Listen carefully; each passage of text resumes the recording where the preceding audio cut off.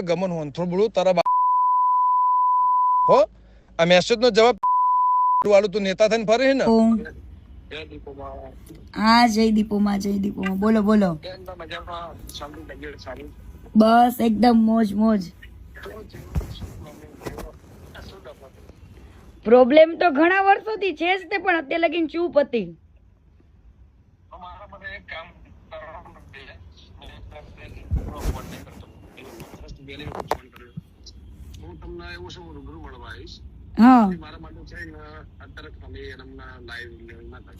નહીં પણ આની અંદર કોઈ સમાધાન નું હાથ નહીં, કઈ મારે કેવું છે જ નહીં, પણ દુનિયાને ખબર પડવી જોઈએ કે વ્યક્તિ શું છે.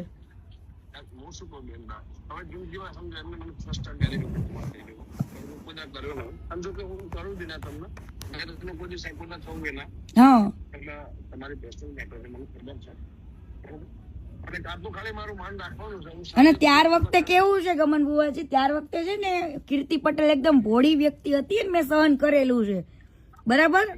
અને ઈ મારા મા બાપ પાસે જઈને બેઠો, 3 વાર મારા પપ્પા પાસે ગયો, ત્યારે મેં એની મેટર ચૂપ રાખી હતી. પણ આની હવે એક પછી એક બધા ગેમ કરે છે, તો મારી આરી ગેમ કરી હતી તો હું કેમ ના ખુલીને કહું લોકોને.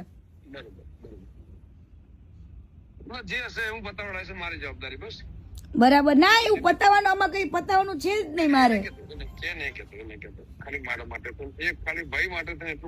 આજે ના હારી આબરૂ જાય, આજે મેં આટલું બધું કર્યું છે, મને તો મીડિયા વાળા કેટલાય કોલ કરે, હજુ મીડિયામાં તો ડિબેટમાં હું બેઠી જ નથી, કાલથી બેસીશ.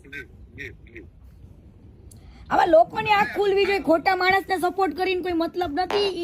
એને કેટલી છોકરીઓની જિંદગી બગાડી એ બધું જ કહીશ.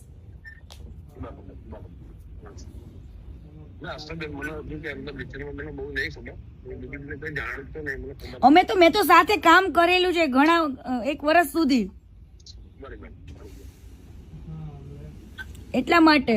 અને અત્યાર સુધી કદાચ અમે લોકો એકબીજાને ફોલો કરતા હતા ને, તો ઈ તો એટલા માટે ફોલો કર્યું હતું કે એને મારા મા બાપને કીધું હતું. મેં કીધું ઈ અનફોલો કરે એ ખબર પડે જ ને લોકોને.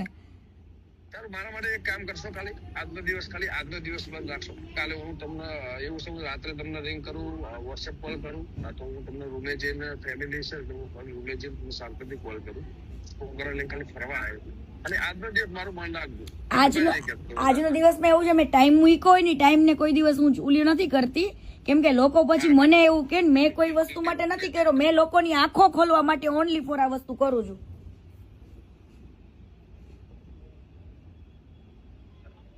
હેલો, બરાબર. એટલે આમાં તમે સમજો બુવાજી, મારે કહેવાય ને સ્વાભિમાન ને મારા સન્માન ની વાત છે બરાબર. અને આને તો કેટલા લોકો સાથે ગદ્દારી કરી છે, એડવર્ટાઇઝમાં ને કેમાં કેટલે બધા પાર્ટનરશિપોમાં તે બરાબર. એને બધે માલિક જ બનવું છે. અમે લોકો જયારે કામ કરતા નથી અમારી કદર નથી કરી.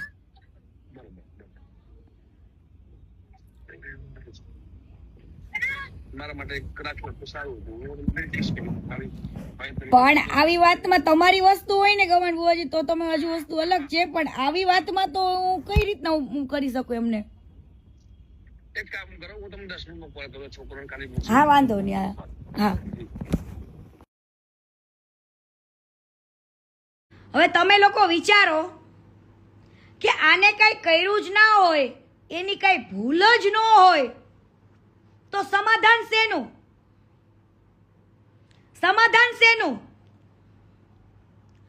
શું કામ એવા કલાકારો પાસે, બુવાજી પાસે, એવા સાહિત્યકારો પાસે ફોન કરીને એમ કે છે કે ગમે એમ કરો અને આ મેટર પતાવડાવો, ગમે એમ કરો આ મેટર પતાવડાવો. એવું આ ભંગારને કેમ બોલવું પડે છે? જે આને ભગવાન માને ને એ આને પૂછો. બાકી કાલે કોઈ સાહિત્યકાર નહીં આવે મારા માટે, કોઈ બુવાજી નહીં આવે, તો મારી પાસે બધું જ છે. યા લાઈવમાં ચેતવણી આપું છું, કાલ સવારે તમને એવું ન થવું પડે કે અમે તો સમાધાન માટે આવ્યા હતા અને કીર્તિબેન તમે આવું કર્યું. પણ હું તમારા ખિલાફ નથી કે તમે મારા દુશ્મન નથી, પરંતુ તમારે એક સત્ય વાત તો પબ્લિકને કહેવી પડે હો. ડાયરામાં તો બહુ વખાણ કરો છો, ડાયરામાં બહુ વખાણ કર્યા. તો હવે પર્સનલમાં શું છે? ડાયરામાં તમે જ્યારે વખાણ કરતા હતા ત્યારે નહોતી ખબર ને કે આ સમાધાન માટે આવશે? હે? તો પછી આવો અને કયો કે આ ખજૂરભાઈએ મને એમ કીધું તું ગમે એમ કરીને પતાવો. મારા ઘરે મારી બાયડીની બધા રડે છે અને આ બધું ગમે એમ કરીને હંકેલાઓ. બરાબર? કીર્તિબેનને કયો, કીર્તિ પટેલને કયો કે એને 3 ઘરના 4 ઘરના કે 5 ઘરના જે જોઈએ તે પૈસા આપી દઈએ એમને, જ્યાં ઘર બનાવવા હોય ગરીબોના બનાવી દે એમ. મને આવી ઓફરો આપી અને જો ઈ ન બોલે તો મારી પાસે તો બધું છે જ.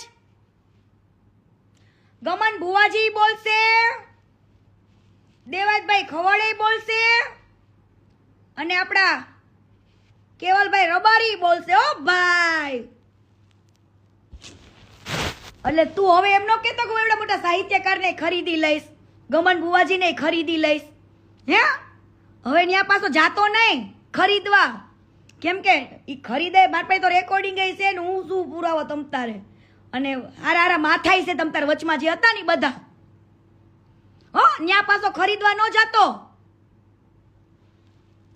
તારો વાક જ નથી તો સમાધાન શેનું? આજે આટલું ફંડ લઈને તમે એમ કેવો માર્કેટમાં? હે?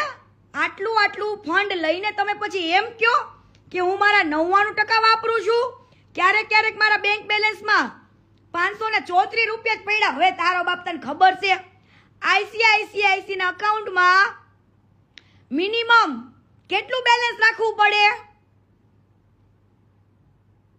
હે? તમને લાગે છે કે આટલું તળિયું ઝાટક કોઈ સેવા કરે?